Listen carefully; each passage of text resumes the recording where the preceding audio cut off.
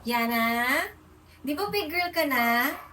Tulungan mo si mami magsaing para matuto ka na magsaing. Para pagkabisa si mami, ikaw magsasaing. Okay? You want? Okay. Ito yung bigas. Open mo lang to. And then, kukuha ka lang ng bigas. 3 baso, okay? Kailangan puno. Tapos sasalin mo dito, okay? Yan. 3 ha. Dapat 3 ganito ha. Para magkakasya sa atin hanggang mamayang gabi, okay? Lalagay ko muna yan dyan ha. May kukunin lang ako sa room. 3 baso ha. Remember it, okay? Okay, sige.